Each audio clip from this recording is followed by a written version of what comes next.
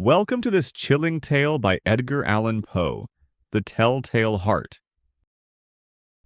As we enter the mind of a narrator haunted by guilt and paranoia, we witness a story where terror and obsession lead to a shocking crime.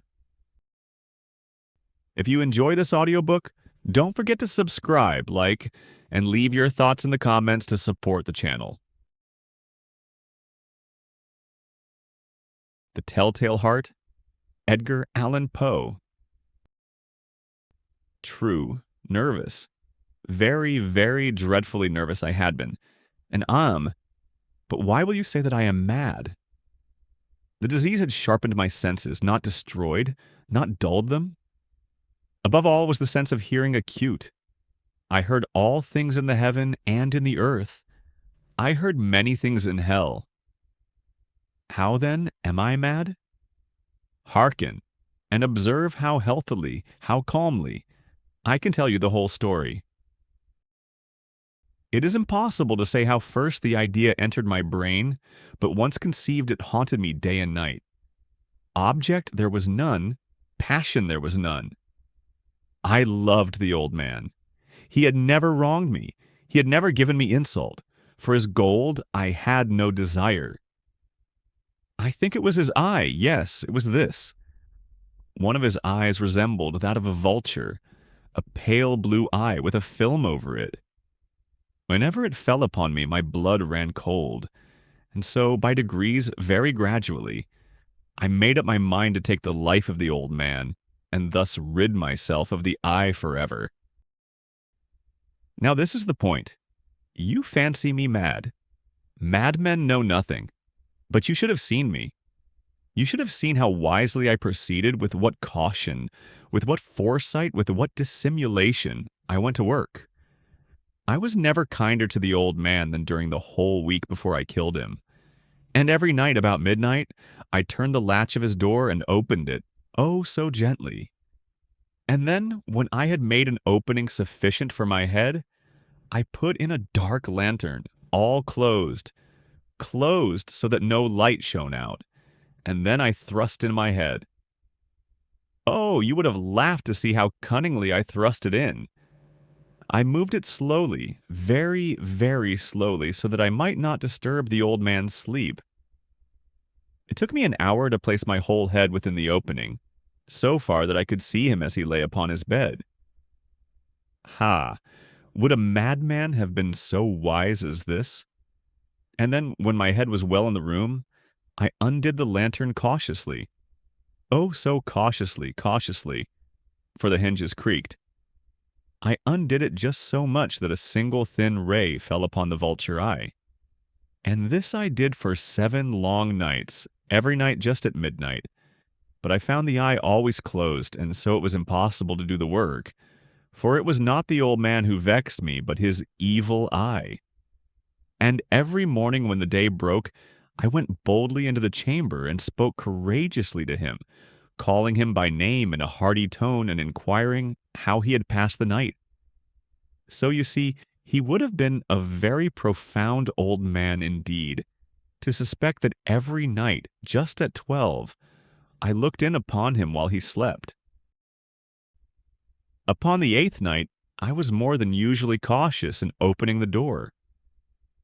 A watch's minute hand moves more quickly than did mine. Never before that night had I felt the extent of my own powers, of my sagacity. I could scarcely contain my feelings of triumph.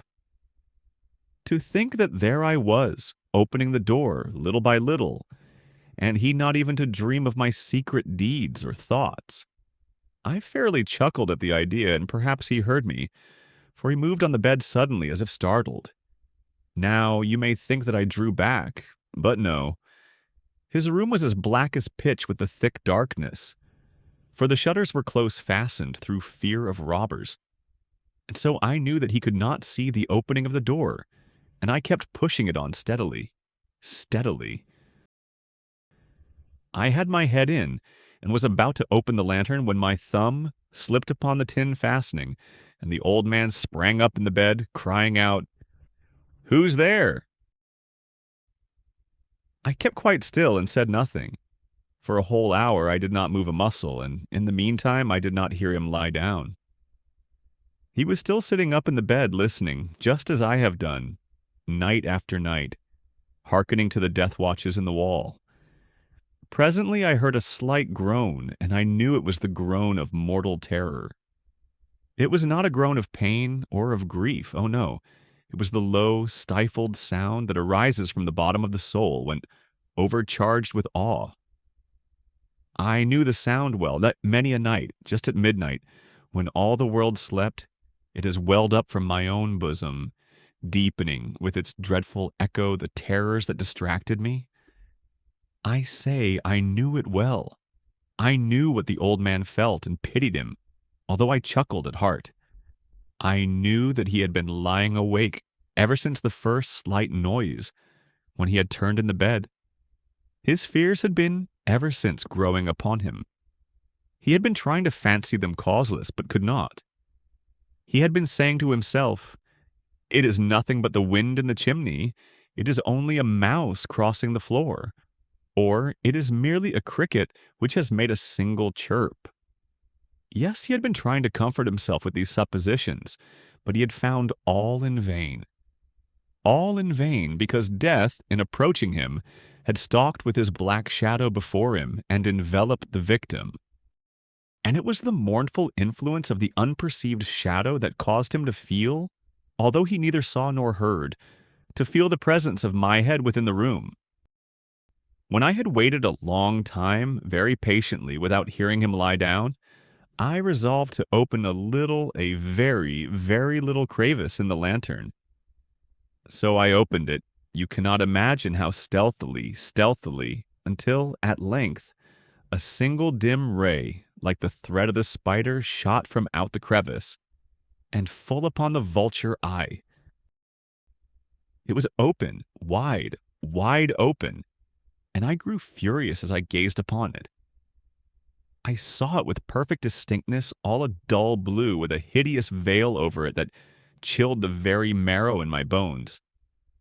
But I could see nothing else of the old man's face or person, for I had directed the ray, as if by instinct, precisely upon the damned spot. And now have I not told you that what you mistake for madness is but over-acuteness of the senses? Now, I say, there came to my ears a low, dull, quick sound, such as a watch makes when enveloped in cotton. I knew that sound well, too. It was the beating of the old man's heart. It increased my fury as the beating of a drum stimulates the soldier into courage. But even yet I refrained and kept still. I scarcely breathed. I held the lantern motionless. I tried how steadily I could maintain the ray upon the eye. Meantime, the hellish tattoo of the heart increased. It grew quicker and louder every instant. The old man's terror must have been extreme. It grew louder, I say, louder every moment. Do you mark me well? I have told you that I am nervous, so I am. And now, at the dead hour of the night, amid the dreadful silence of that old house, so strange a noise as this excited me to uncontrollable terror. Yet, for some minutes longer, I refrained and stood still. But the beating grew louder. I thought the heart must burst. And now a new anxiety seized me. The sound would be heard by a neighbor. The old man's hour had come. With a loud yell, I threw open the lantern and leaped into the room. He shrieked once only. In an instant, I dragged him to the floor and pulled the heavy bed over him. I then smiled gaily to find the deed so far done, but for many minutes the heart beat on with a muffled sound. This, however, did not vex me. It would not be heard through the wall. At length it ceased. The old man was dead. I removed the bed and examined the corpse. Yes, he was stone dead. I placed my hand upon the heart and held it there many minutes. There was no pulsation. He was stone dead. His eye would trouble me no more. If still you think me mad, you will think so no longer when I describe the wise precautions I took for the concealment of the body. The night waned and I worked hastily, but in silence. First of all, I dismembered the corpse. I cut off the head and the arms and the legs. I then took up 3 planks from the flooring of the chamber and deposited all between the scantlings. I then replaced the boards so cleverly, so cunningly, that no human eye, not even his, could have detected anything wrong. There was nothing to wash out, no stain of any kind, no blood spot whatever. I had been too wary for that. A tub had caught all, ha. When I had made an end of these labors, it was 4 o'clock, still dark as midnight. As the bell sounded the hour, there came a knocking at the street door. I went down to open it with a light heart, for what had I now to fear? There entered 3 men who introduced themselves with perfect suavity as officers of the police. A shriek had been heard by a neighbor during the night. Suspicion of foul play had been aroused. Information had been lodged at the police office, and they, the officers, had been deputed to search the premises. I smiled, for what had I to fear? I bade the gentleman welcome. The shriek, I said, was my own in a dream. The old man, I mentioned, was absent in the country. I took my visitors all over the house. I bade them search well. I led them at length to his chamber. I showed them his treasures, secure, undisturbed. In the enthusiasm of my confidence, I brought chairs into the room and desired them here to rest from their fatigues, while I myself, in the wild audacity of my perfect triumph, placed my own seat upon the very spot beneath which reposed the corpse of the victim. The officers were satisfied. My manner had convinced them. I was singularly at ease. They sat, and while I answered cheerily, they chatted of familiar things. But ere long, I felt myself getting pale and wished them gone. My head ached, and I fancied a ringing in my ears, but still they sat and still chatted. The ringing became more distinct. It continued and became more distinct. I talked more freely to get rid of the feeling, but it continued and gained definitiveness until, at length, I found that the noise was not within my ears. No doubt I now grew very pale, but I talked more fluently and with a heightened voice. Yet the sound increased, and what could I do? It was a low, dull, quick sound, much such a sound as a watch makes when enveloped in cotton. I gasped for breath, and yet the officers heard it not. I talked more quickly, more vehemently, but the noise steadily increased. I arose and argued about trifles in a high key and with violent gesticulations, but the noise steadily increased. Why would they not be gone? I paced the floor to and fro with heavy strides, as if excited to fury by the observation of the men, but the noise steadily increased. Oh God, what could I do? I foamed, I raved, I swore. I swung the chair upon which I had been sitting, and grated it upon the boards, but the noise arose over all and continually increased. It grew louder, louder, louder. And still the men chatted pleasantly and smiled. Was it possible they heard not? Almighty God, no, they heard, they suspected, they knew they were making a mockery of my horror. This I thought, and this I think. But anything was better than this agony. Anything was more tolerable than this derision. I could bear those hypocritical smiles no longer. I felt that I must scream or die, and now again, hark, louder, louder, louder, louder.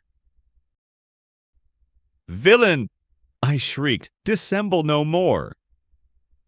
I admit the deed, tear up the planks, here. It is the beating of his hideous heart. You have just listened to Edgar Allan Poe's The Tell-Tale Heart, a timeless story of guilt, fear, and madness. If this tale captured your attention, make sure to subscribe to the channel, give a like, and share your thoughts in the comments. Your support helps us bring more classic works to life.